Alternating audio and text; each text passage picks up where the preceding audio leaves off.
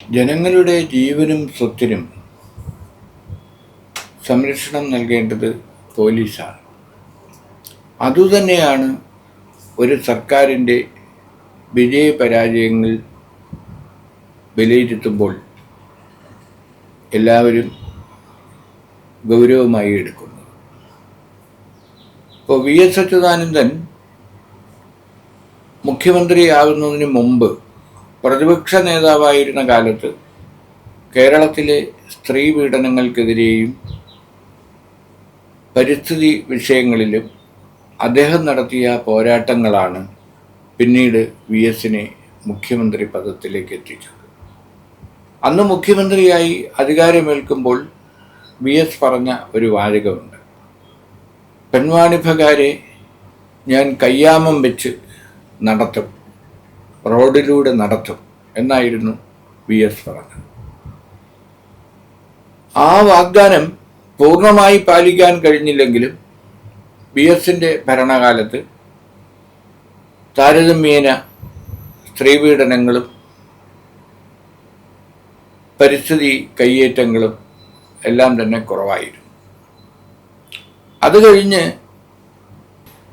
പിണറായി സർക്കാർ അധികാരത്തിൽ വന്ന സന്ദർഭത്തിലാണ് കഴിഞ്ഞ ദിവസം തൂക്കിലേറ്റാൻ ഹൈക്കോടതി വിധിച്ച പെരുമ്പാവൂരിലെ ജിഷ കൊലപാതകം നടക്കുന്നത്.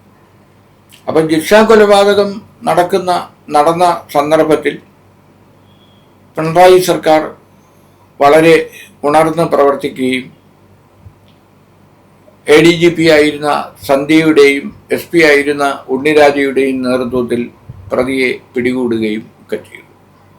അന്ന് മുഖ്യമന്ത്രി പിണറായി വിജയൻ പറഞ്ഞ ഒരു വാചകമുണ്ട്: ഇനി പെൺകുട്ടികളാരും തലയണക്കടിയിൽ വെട്ടുകത്തി വെച്ച് കിടക്കേണ്ടി വരില്ല, കേരളത്തിൽ സ്ത്രീ സുരക്ഷ ഉറപ്പാക്കും. കഴിഞ്ഞ 8 കൊല്ലമായി പിണറായി ഭരിക്കുന്ന കേരളത്തിൽ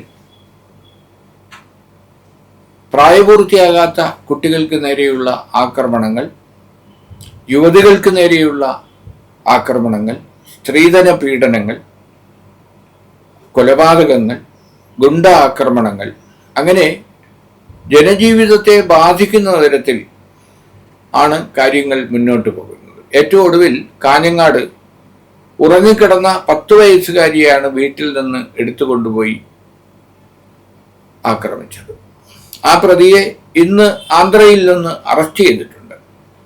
ഓരോ സംഭവം ഉണ്ടാകുമ്പോഴും പ്രതിയെ അറസ്റ്റ് ചെയ്യുന്നത് പോലീസിന്റെ ഉത്തരവാദിത്വമാണ്, അത് പോലീസ് ചെയ്യുന്നുണ്ട്.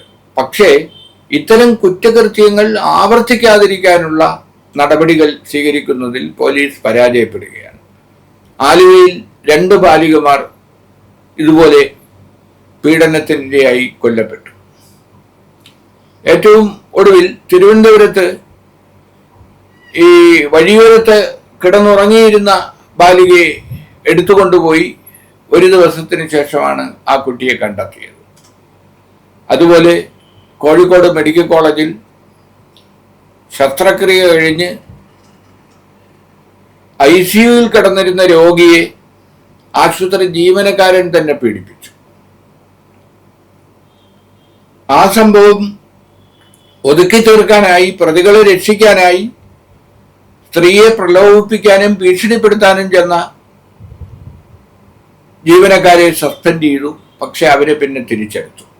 ഇപ്പോഴും ആ അതിജീവിത നീതി കിട്ടാൻ വേണ്ടി തെരഞ്ഞെടുപ്പിന് മുമ്പ് സമരം നടത്തി. ഇപ്പോഴും അതിന് പരിഹാരമായിട്ടില്ല. അപ്പോൾ ആശുപത്രികളിൽ പോലും സ്ത്രീകളും കുട്ടികളും സുരക്ഷിതമല്ലാത്തൊരവസ്ഥ കേരളത്തിലുണ്ട്.